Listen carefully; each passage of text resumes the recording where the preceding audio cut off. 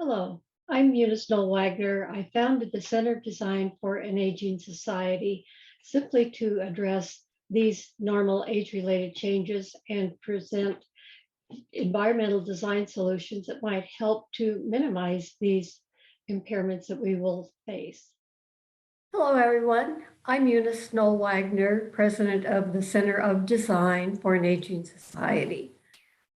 Sensory loss is the most common effect of aging, and so I'm here today to talk with you about hearing loss, which is one of the many things that we experience.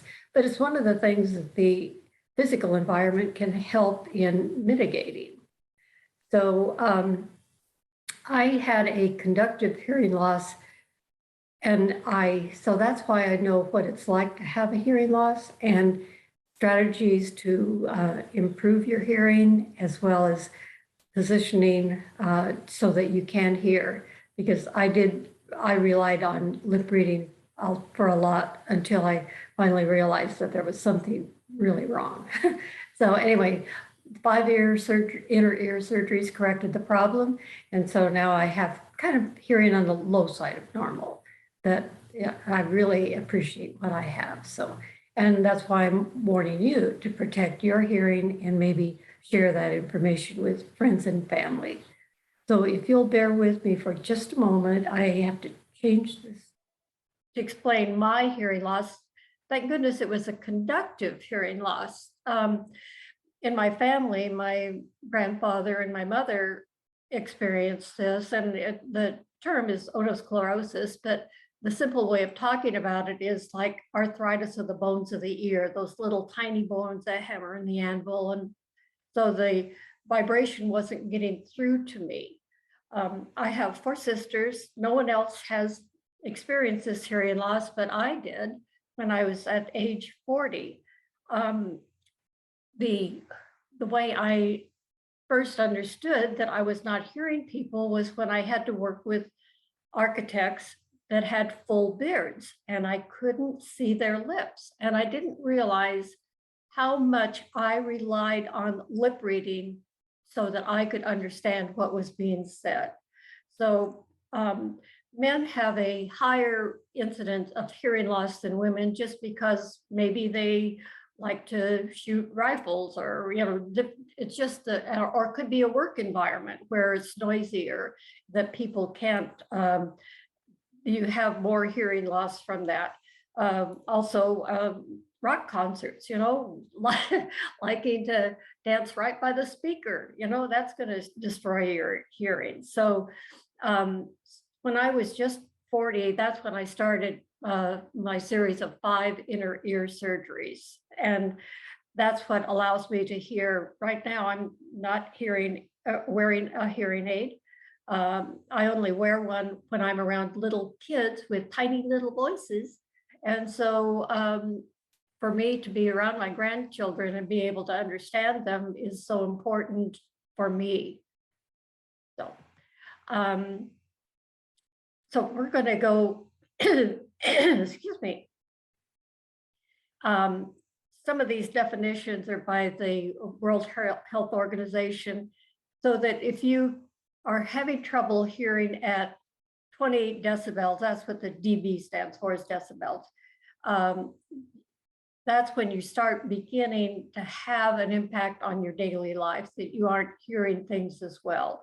However, when it's up to requiring 35 decibels in the better hearing ear, because generally our ears aren't exactly the same, one hears better than the other one. So that's when it's deemed that you have a disabling hearing loss, and the prevalence with age increases that chance. So if Terry's on this video, this image could be used for vision as well as hearing. What this demonstrates is that there's a piano right in the middle of a hard surface floor and very little sound absorbing material anywhere around. I could just, if someone would play that piano, it would be echoing and vibrating off the walls, and that creates background noise where you can't separate things out. So they say that background noise victimizes people who are hearing impaired. The background is both a collection of direct and reflected sounds. So, and it keeps you from really understanding what's being said. You can't separate out the sound of someone's voice from this background noise. And so it's all like a big mush.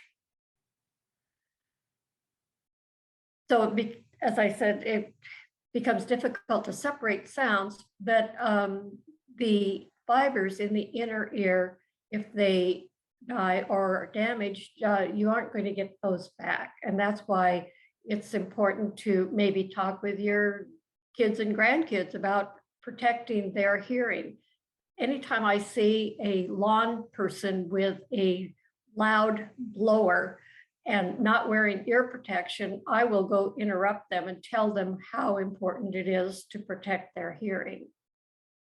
I can be an advocate for good hearing. And it's not just sound, but it's being able to understand speech and discern what's being said if there's this background noise coming through. These slides demonstrate what healthy ear fiber looks like on the left-hand side and damaged ear fiber on the right-hand side. And once it's damaged, you don't get to fix it. Thank goodness I had a conductive loss, which was repairable.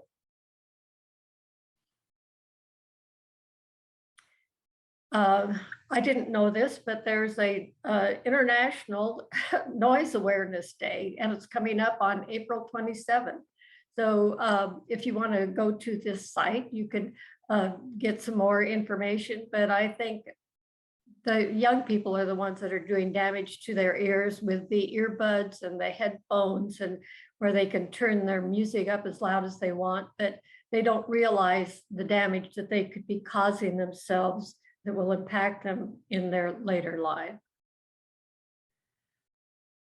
One of the startling realities that I'm finding is that both vision impairment and hearing impairment are associated with a greater risk of dementia. And they're trying to figure out exactly what this is. I think it's different for vision as hearing, but with severe hearing loss, there's a 5 times greater risk over a 10-year period. And the decline into dementia is 30 to 50% faster for those with hearing loss than with people with normal hearing. So it really stresses that we really need to, if we realize we have a hearing loss, go to a good doctor, not just a storefront place, to be evaluated. In my mother's case, she was wearing hearing aids that she got from the local dealer, and but she was still having a hard time hearing. So we got her an appointment with a hearing specialist, a medical doctor, and so they could measure her hearing. And she would take out her hearing aids that she had, which are the plastic kind of flesh-colored ones that shove into the ear canal. And she would take those out, and then she couldn't hear a thing. And so, she grew up during the Depression and was very frugal, and of course didn't feel like she should spend any money on herself. And so once the hearing aids were out of her ears so that she couldn't hear what I was saying to the doctor, I told him that I wanted to have the price of the hearing aids, but I wanted it written on a piece of paper and handed to me. And I did not want to discuss price in front of her. So we actually got a really great hearing aid solution for her. And of course, she wouldn't have spent the money had she known, but we were in charge of that. So anyway, it's like one of those things that if you realize the dementia that could be caused by hearing loss, you could be motivated to buy the one that's really appropriate for you. So you improve this. One thing that was pointed out to me by a vision specialist who was in his 80s, he said, when you begin a conversation, use a throwaway sentence like, how are you doing today? Or, great weather out there, whatever you want to do, but get the mind tracking so that they are listening to you. And then give your name or ask the question, but don't start out with what's your name, because they'll then later on when they're tracking, they'll say, who is this again? So it's one of those things that you learn. And also to be right in front of the person. If they rely on lip reading, they would need to be able to see you clearly and see your face and your expressions. So many people, as I say, I used lip reading a lot when I was going through surgeries. I don't use it nearly as much, but it's a tool that I've always got with me. So the other thing is that if people don't understand what you've said the first time, say it using different words, because many times there's just one word that you're missing, but it's an important word. So if you can find another way of saying the same thing, then that helps people to really piece it all together. And then if there's a physical gesture you can make, or a point, or an object to point to, whatever you want, but anything that will help with understanding is valuable. So many people will want to come up and talk in your ear, but they don't know which is the better hearing ear. So rely on the person with a hearing impairment to direct you as to which ear you would like them to speak toward. So in my mother's case now, she does not have hearing in one ear. So we know exactly what side to be on so that she can hear us. And I happen to have a very soft voice, so I really have to up my voice volume a little bit so that she can hear me. Again, the background sound is the noise is the problem. Okay, so the space planning. Separate the areas where there's a lot of noise from areas where there's conversation. It's very simple. You just have to design it right, and you have to be aware that it is an issue so that you do separate these different sounds or areas where noise is generated. Using sound absorbing material on vertical surfaces, like also on the floors, carpet, ceiling tile. There's one retirement center that I worked on early on in my career that had a large lounge area, but windows on one side, which reflect sound very well, but on the other side, it was all hard surface. So it was kind of like you were in this tunnel trying to talk, and the sound was bouncing off both sides of the wall. So instead of putting wallpaper or something like that on the wall opposite the windows, I used a stretched fabric over a sound absorbing material so that it looked like it was probably wallpaper, but it was really fabric, and it absorbed the sound. So you got away from this sound reflection coming off the windows. You can use fabric panels beside the windows so that you are absorbing some of that sound that might be reflected off the glass. Dining areas are particularly a problem because of the service being given.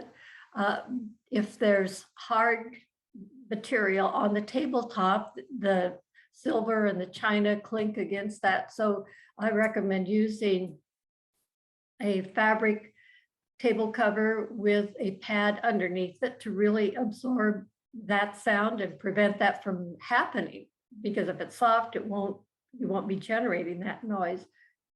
Smaller tables allow for better conversation. You can get closer to the person on the other side of the table that you may be trying to talk with. To me, the biggest problem that we have are deli cases, ice cream cases. Anywhere there's refrigeration, there is a noise from it. And, you know, I have, especially wearing a mask, I have a very difficult time talking over the meat counter to the person on the other side that's trying to serve me. And I end up just pointing and holding up my fingers as to how many I want of that, because it's so, the refrigeration sound is so bad. There is such a thing as a sound canceling system where it's one speaker gives a sound and another speaker picks up the sound, translates it and sends it back, and it cancels that noise. I certainly wish the refrigeration companies would start using sound cancellation in their equipment. This is another space planning and furniture selection. This heavy furniture cannot be moved easily to form a conversation area. And as you can see, there's a piano there in the background so that there's sound generated from that. I don't see anything that's going to absorb sound in the room other than the carpet. So it's a hard surface ceiling. So you need to be able to get close to the person you're trying to talk with. So in this case, someone might sit on the coffee table so that they could hear someone sitting on the sofa or one of those big overstuffed chairs. I first observed this at a retirement center where, you know, I would go before dinner and watch this residents' movement. Where did they sit? What did they do? And I found in that case that it was the furniture that was the problem. Everyone was sitting on the corner tables. No one was sitting on the sofa. And so it's kind of like a, you know, bird sitting on a fence post. I thought, why is this? And well, I found out that the lounge furniture was too low, too soft, too deep. They couldn't get out of it. And since they were gathering there prior to dinner, they wanted to be able to get up quickly and didn't want to have to ask someone to give them a tow. And so that was when I first realized that the furniture selection really needed to be different and varied. This is one example of a lounge area with a sofa that's heavy. You aren't going to move that, but look at that really lightweight chair. You can pull that up and get close to the person that you are wanting to speak with. The high back chair over against the wall with the lamp on it, that's probably going to be too heavy, but the other chair is lightweight and gives another option. I know this talk is on hearing, but I also found that providing various types of seating was really important because some people have short legs and I'm not very tall. So sometimes my feet are not touching the floor. So if you provide a variety of furniture options, people will figure out which one works best for them and go to that. I always advocate for having the lights on one set of controls and the fan on another control. In this case, there's a timer so that you just, you know, when you leave the room, you can turn on the timer, it gets ventilated out, and you don't have to endure that sound.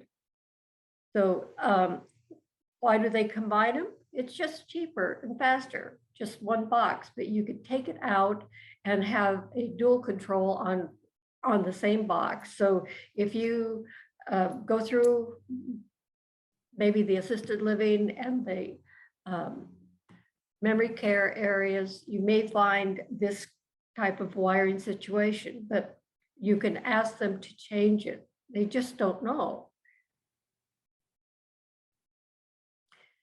The reason that I talk about this is that the stress response that would be coming from the fan noise, it reroutes sources to the fight or flight mode, which impedes the flow of digestion, including elimination. Well, why are we in the bathroom, right?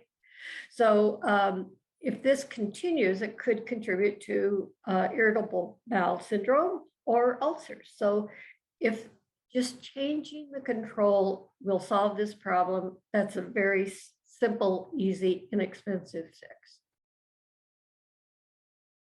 I've also found in my reading and research that residential quarters in nursing care and memory care at night could have a real problem with sound.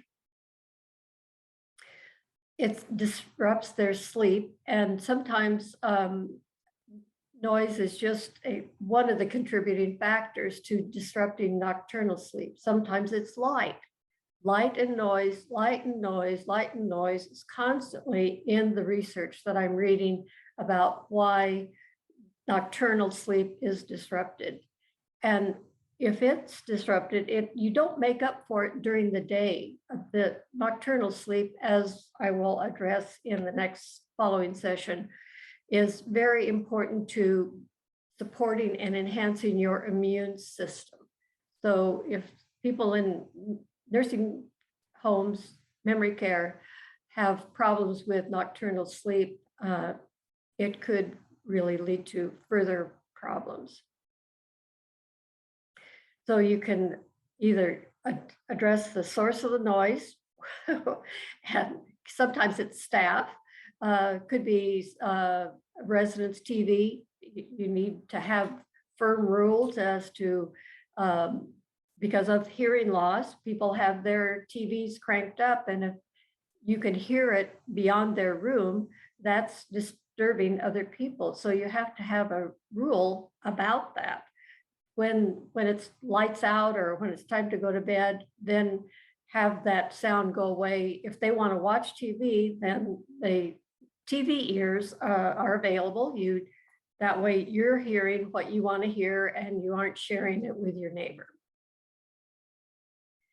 So when I talk about the noise at night generated by staff, this one research project that they were trying to modify their behavior. So before they did the intervention, they found that there were 87 incidents during the night of 60 decibels that lasted over 2 minutes. So if you had that kind of noise in your bedroom waking you up, I don't think you would sleep very well and get the rest that you really need. One possible strategy was just kind of something that I discovered. Naomi Miller and I were measuring light for this research project. We were teamed with Brown University's long-term care quality and innovation team, and we did not design or install this lighting system. It was already there, and I wanted to know, does the light matter? And so we were measuring light. We didn't measure sound. And at the end of that research, I realized, oh, we needed to do both.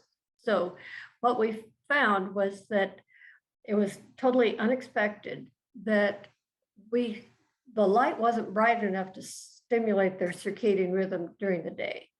But what we were really good at was getting people to sleep at night. That's where we made the huge increase.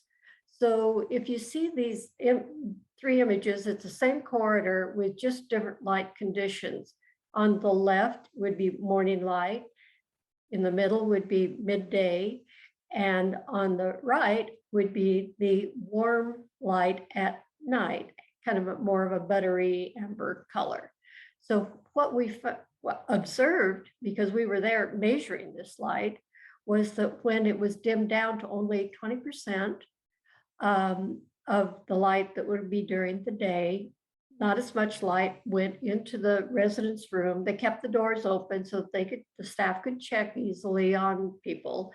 And I think that's also a problem. But so less light went into the room to wake them up. The color was very important because it didn't wake them up. But when we dimmed those lights and change to the color. That was a cue for the family to go home. It's bedtime now. And the staff also quieted down and started whispering to each other rather than talking in your normal voice. It was just such a chance. And if I hadn't been there measuring it and observing it and experiencing it myself, I wouldn't have known. So the next research project that we get to do, hopefully we will get to measure light and noise at the same time, because now we know it's an issue. So I don't know if you can copy this down, but there are a lot of websites that you can go to so that you can hear sound levels, different equipment, machinery. I think the CDC has one that's really good where you could just click on an image and it'll give you that sound of whatever that equipment's making. But in this